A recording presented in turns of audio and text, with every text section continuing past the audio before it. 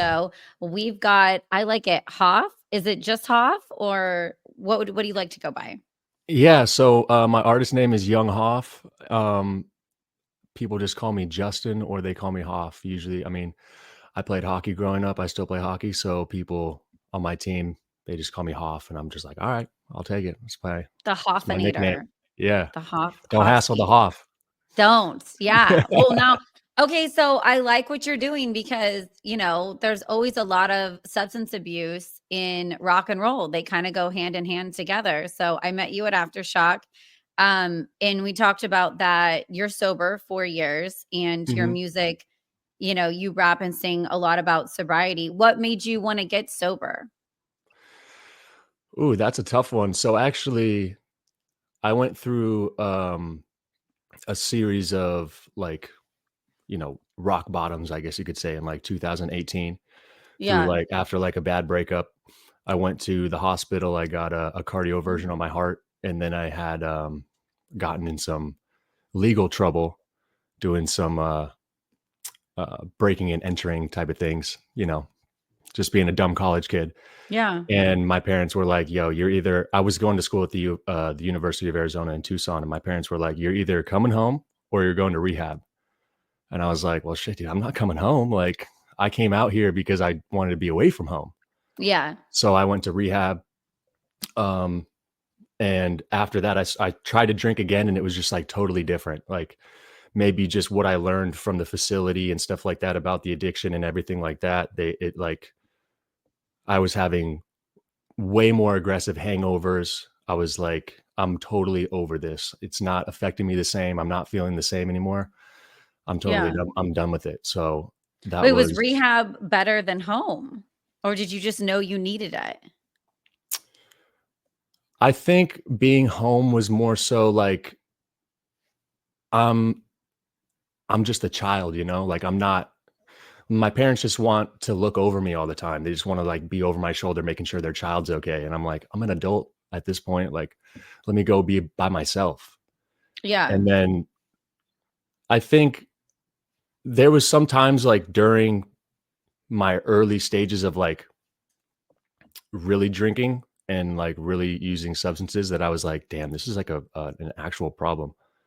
Like I should probably, I remember, I remember like being drunk and calling my parents and telling them like, I really need it. Like I need help. Like I'm really fucked up. Like I'm going to die if I keep drinking like this. And then, I sober up and whatever. I just don't really care about it. I go to drink it the next day and all that stuff. So I had thought about getting sober. I was sober curious. And then Yeah. once everything had like totally went and hit the fan, I was like, okay, like I guess I'll do it. I'll do it for my parents. And I think then it takes a strong person to admit, or call your parents for help, yeah. that you have a problem. I know I've done streaks here and there. Oddly enough, not to make light of it, but I called my dad in college one night, literally blacked out, and I told him I was blind. I was like, legit, I'm blind, Dad. I can no longer see. For a while, this conversation went on. He said about 15 to 20 minutes. He finally, after a long time, said, open your eyes. And I opened my eyes and I was like, oh my God, I can see. I'm fine. So I was so fucked up in college in a bathroom during a volleyball party that I legit thought I couldn't open my eyes. But I'll be honest, my parents did not say you have a problem or suggest rehab or kind of anything. Or I myself was just like, I'm just going to keep raging and move to LA. So I've taken breaks here and there, but I've never committed to stopping. And I think that's amazing that you have, or you know what I mean? Or that did Yeah. your parents kind of suggest to like, hey, man, I think you're a little out of control at all? Yeah. I mean, they had been trying to get me into like meetings, support groups, therapy, all that stuff for probably I graduated high school in 2013, so it was like 2014 when I really started to like kick up my drinking career. Your And then, drinking career. yeah, so yeah, that's what I call Your it. That's what I call career. Yeah. it. I'd Yeah. had a number one hit single in drinking, man, back in the day. I swear I would have been off the charts. So yeah, it was like 2014, and then probably I'd say within 2 years, I mean, they were like, "Yo, you should probably settle down a little bit. Like, this is a little bit out of hand. And I was like, no, it's fine. I'm just I think I was 20. I was like, I'm just a 20-year-old kid. I'm just having fun with my friends. I'm, what's the big deal? I'm going to school. I'm making sure I go to my job. But, how many jobs did I get fired from for showing Mm, up drunk or something yeah. like that? Or like, how Yeah. many classes did I fail because I was drunk? Or how many times did like my classmates find me in the bed of my truck because I was passed out from drinking and it's like 12 o'clock? Or it's like, I'll be, yeah, I'll be cracking beers in the classroom. I'm like, what Yeah. am I? It's like, what am I doing? Looking back on it, it's like, what am I doing? But then I was just like, yeah, I'm so cool. I'm rebellious. Like, everybody's looking at me like, whoa, what the fuck is this guy doing? But they're probably like, what the fuck is this guy doing? Yeah. It's I like, remember what? leaving class. I was tired. I didn't have time for coffee. I was hungover. I left class. I found a little baggie of Coke in my purse from the night before. And I went in the bathroom by myself during like a 9 a.m. college course. And I was railing lines to go back to class and focus. And I thought that was just like a normal occurrence that I was like 19. And now looking back, I'm like, that's ridiculous. That's a problem. That's a full blown issue. You Yeah, should, no doubt. if you do drugs, it should be with friends, with a group together, and not to wake up to finish the history course that you're in college. But I don't know. Yeah, A lot of people have died that I partied with throughout the years. I feel really blessed and lucky, and I've slowed down tremendously. I'm yeah, not sober, but I'm definitely, when I drink, it's like a festival, a show. Like there's something going on. It's not like I'm at home anymore or anything like that. right. So when did you get into music? Like how did you start in music? So I've kind of always been like interested in music, whether it be like just fiddling around with the guitar or something. So like when I was really young, I would just look at guitar tabs and try to play like Lamb of God songs, Metallica songs, Nice. AC/DC, stuff like that. And then when I was in college, in my community college, where I was um, like getting into drinking mostly, I met my friend Flute Digga. His name's JJ. All And right. Flute Ticket. That's a yeah, fascinating name.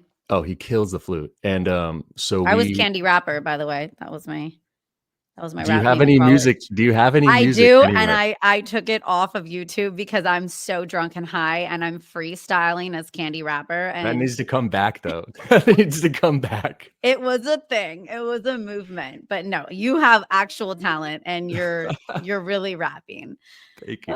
So I Oh, met him and he flew out to go to school from St. Louis and he was into freestyle and stuff like that. And I just kind of gravitated towards him and I met a bunch of musical, musically inclined people. And I was in the theater program too. I'm like a theater kid when I was from high school and community college, and I then I would not and have then I guessed went to. theater kid from the rap. Oh yeah, I love That's just performing. That's all. That's all it really was. It was just yeah. trying to just be other characters and stuff like that. So the music and then the theater, I was just like, okay, well, this guy's a performer. I'm a performer. He's pretty sweet. Like he's pretty cool. Like we're gonna collab. And then we started getting in. He started getting me into the rap music, and I was like, ooh, okay, I can kind of freestyle a little bit. I can kind of rap. It was all garbage, but it really like got me into the genre. And then after I had gotten sober, it was like, what was that, 2020? So when the pandemic hit, I was like, there's nothing else to do. What am I going to do? Just like everybody else, what am I going to be doing? I was like, well, I'm just going to start creating stuff. And I just picked up my guitar. I started learning guitar chords instead of just tabs.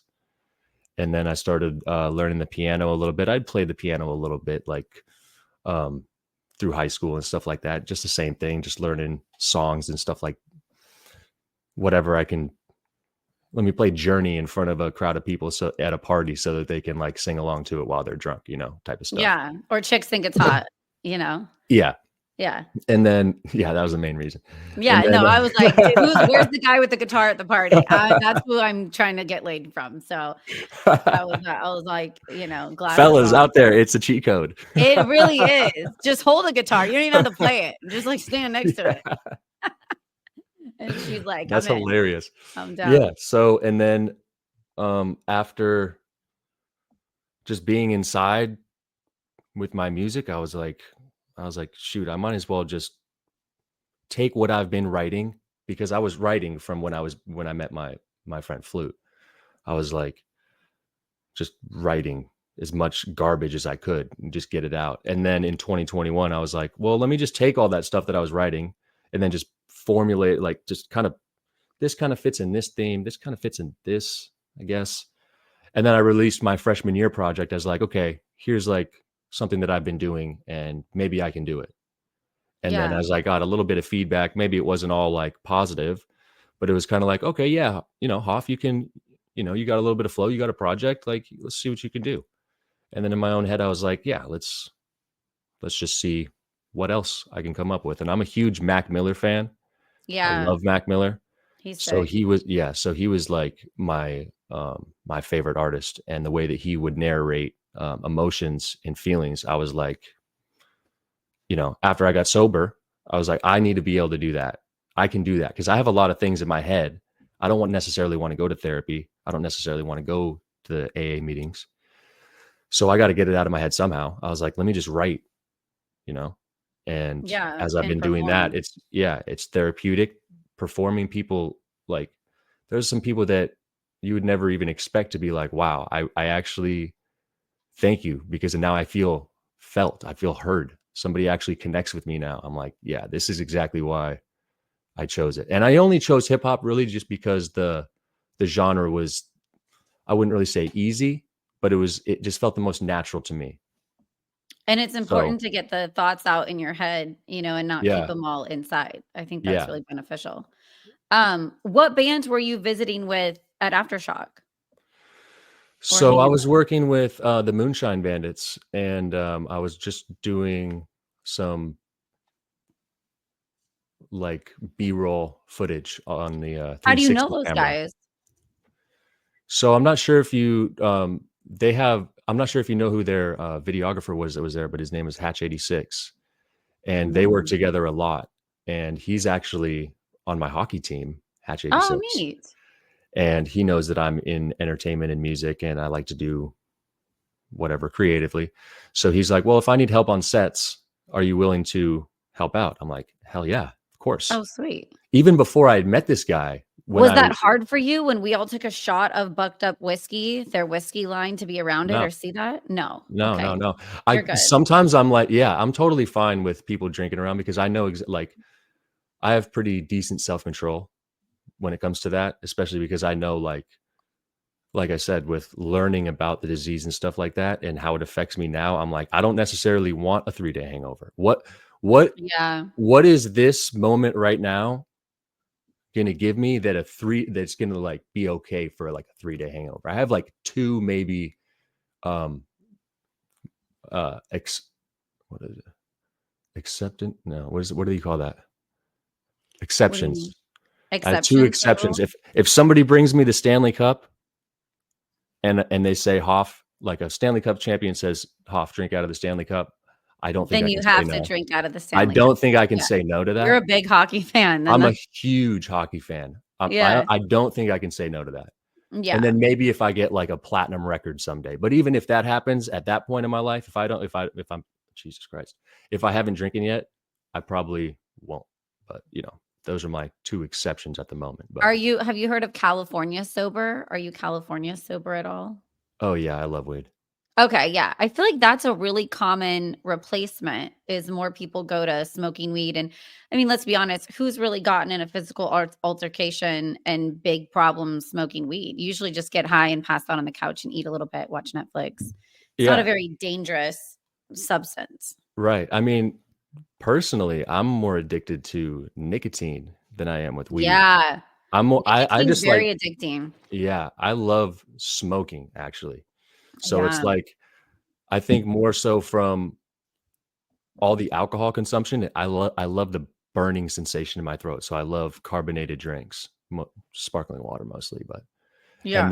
and then smoke. I'm like, just give me harsh smoke, which is brutal.